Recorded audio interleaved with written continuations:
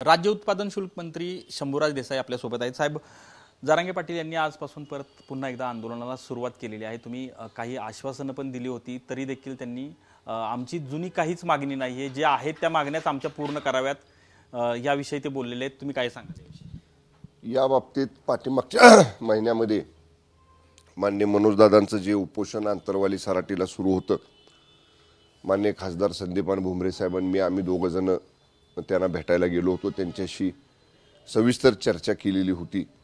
तीन महत्त्वाच्या गोष्टी त्यांनी या ठिकाणी त्यावेळी मांडल्या, त्या मी लिहून घेतलेल्या आहेत। एक, त्यांचं म्हणणं होतं ड्राफ्ट नोटिफिकेशन जे सगळे सोयऱ्यांचं काढलेलं आहे त्याची तात्काळ अंमलबजावणी करा। दुसरा विषय त्यांनी मांडला होता की हैदराबाद गॅजेटनुसार विशेषतः मराठवाड्यामधल्या 9-10 जिल्ह्यांमध्ये ज्या कुणबी नोंदी सापडत आहेत त्याप्रमाणे ज्यांच्या सापडतील, ज्यांचं व्हेरिफिकेशन होईल त्यांना प्रमाणपत्र द्या। आणि तिसरा मुद्दा महत्त्वाचा त्यांनी मांडला होता की ज्या पहिल्या दुसऱ्या आंदोलनामध्ये ज्या पोलीस केसेस गुन्हे दाखल झालेले आहेत ते दाखल झालेले गुन्हे मागं घ्या।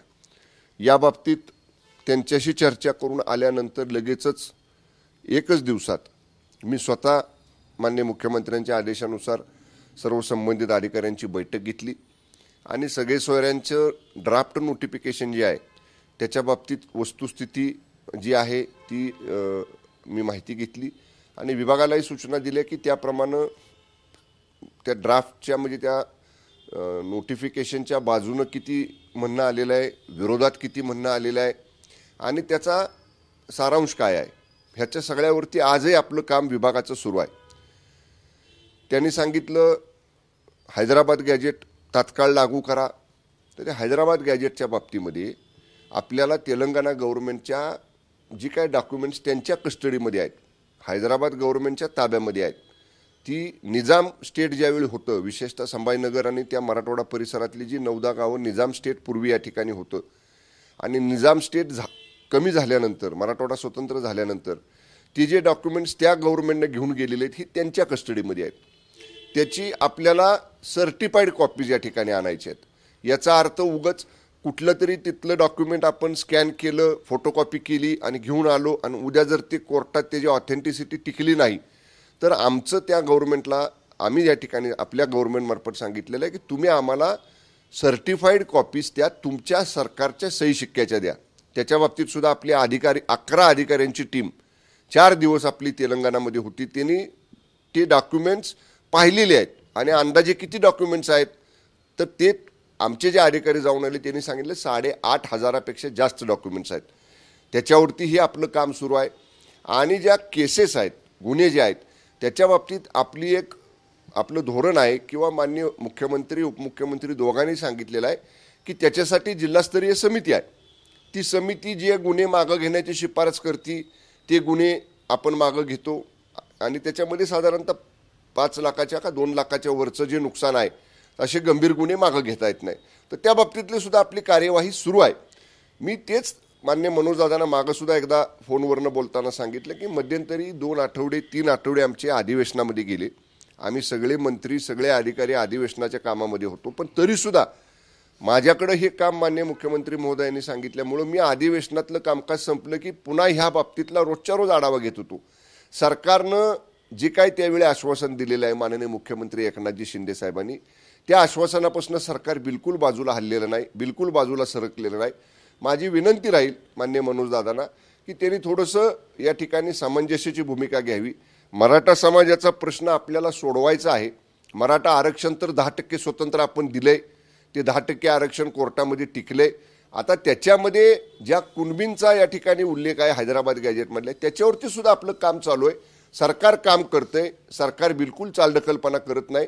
या बाबतीत मान्य मनोजदादांनी उपोषणाचा मार्ग अवलंबू नये, त्यांनी सरकारला सहकार्य करावं आणि निश्चितपणे या बाबतीत सरकार कुठलाही वेळ न दवडता जे आश्वासन आम्ही दिलेलं आहे ते आश्वासन पूर्ण करण्याच्या दृष्टीने प्रयत्न करते। तर यामध्ये सरकारने EWS, SCBC किंवा कुणबी OBC हे तिन्ही ऑप्शन खुले ठेवले पाहिजेत असं त्यांच्या बोलण्यात येते। हे बघा, आरक्षणाचा लाभ घेताना कुठल्याही एका प्रवर्गातनं घेता येतो।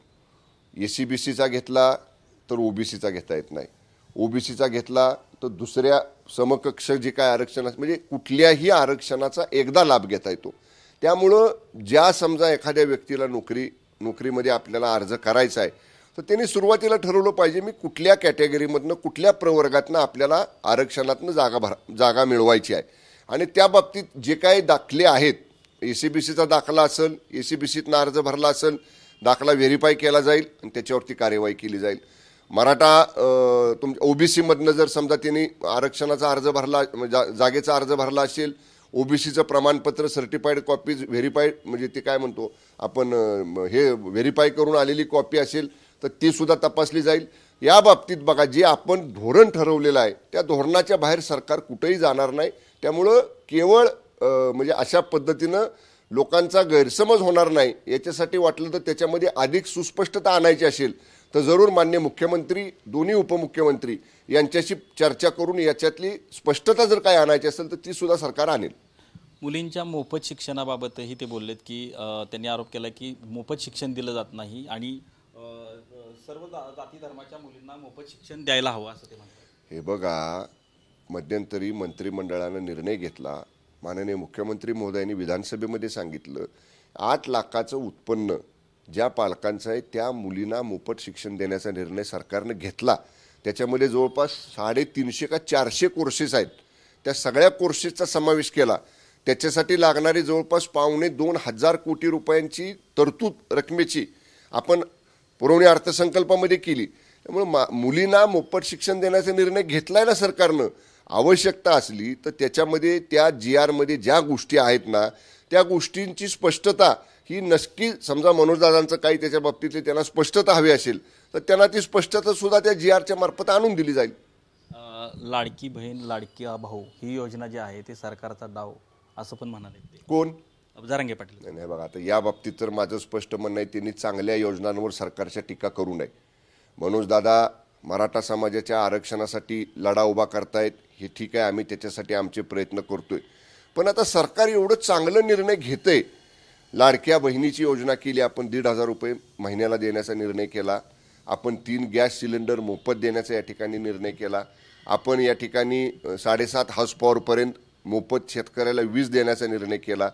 10,000 विद्यार्थ्यांना आपण जे सुशिक्षित आहेत ज्यांना प्रशिक्षण देऊन त्यांना स्टायपेंड देण्याचा महिन्याला निर्णय या ठिकाणी केला.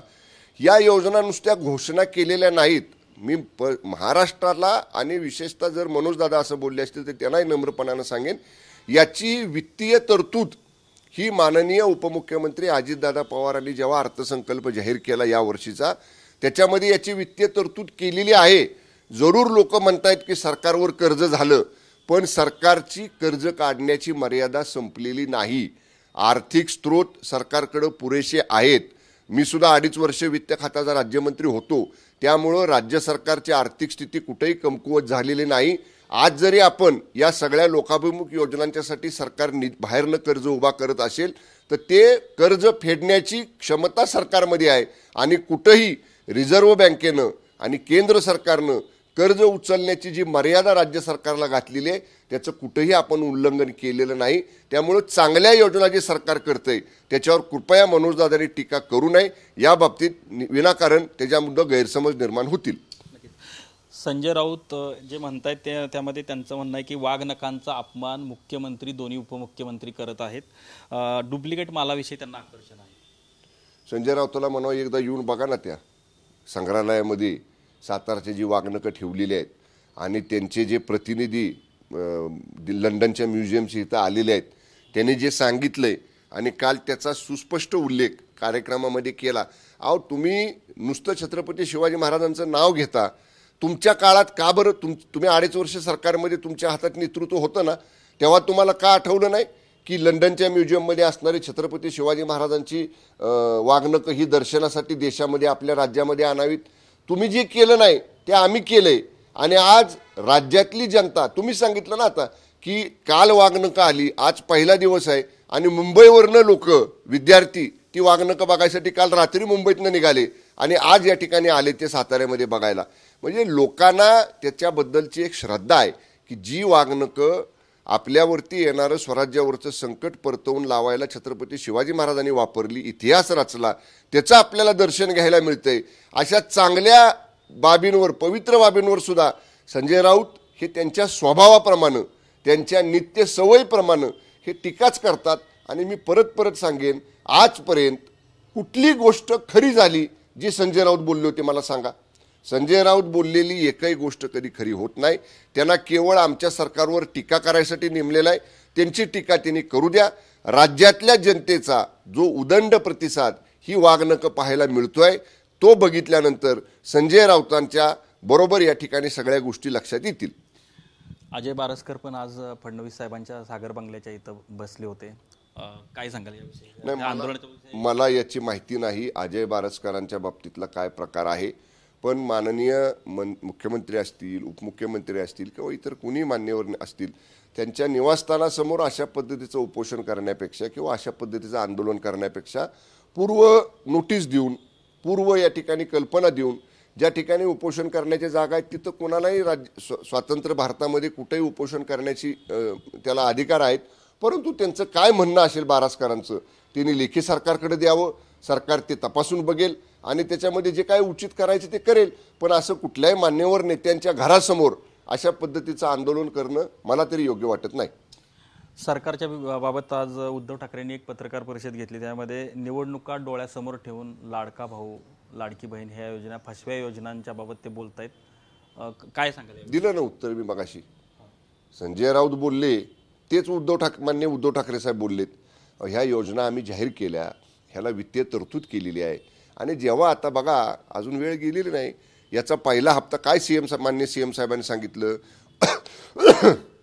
31 ऑगस्ट शेवटची तारीख आहे अर्ज करायला लाडक्या बहीण योजनेला. शेवटच्या तारखेपर्यंत जरी अर्ज केला तरी जुलै आणि ऑगस्ट ज्या तारखेपासून योजना चालू झाली त्या 2 महिन्याचे एकत्रपणानं मदतीचा निधी म्हणजे ती लाडकी बहीण योजनेतला निधी या ठिकाणी मिळेल. जेव्हा प्रत्यक्ष पैसे खात्यावर जमा व्हायला सुरुवात होईल तेव्हा मग उद्धव ठाकरे साहेबांना वाटेल की खरंच आहे ह्या सरकारनं जे केलंय, जे सांगितलं ते करून दाखवलंय. आम्हाला त्यांच्यावरती टीका करायची नाही. त्यांनी जरूर त्यांच्या काळात ते करू शकले नाहीत ना, त्यांनी बहिणीचा विचार केला, लाडक्यांना भावाचा विचार केला. त्यामुळं त्यांना जे काही जमलं नाही, ते करू शकले नाहीत किंवा त्यांना करायचं नव्हतं, ते मान्य शिंदे साहेबांच्या, फडणवीस साहेबांच्या, दादांच्या नेतृत्वाखाली आम्ही केलं. हे ज्यांना बघवत नाही, याच्यामुळं ज्यांना पोटशूळ उठलाय तेच लोक या चांगल्या योजनांवरती टीका करतात. मी परत परत सांगेन, ज्या योजना सरकारनं जाहीर केल्यात त्याच्यासाठी पुरेशी आर्थिक तरतूद राज्याच्या अर्थसंकल्पामध्ये आम्ही केलेली आहे. कॅमेरामन विनोदसह संतोष नारोडे, TV9 मराठी, सातारा.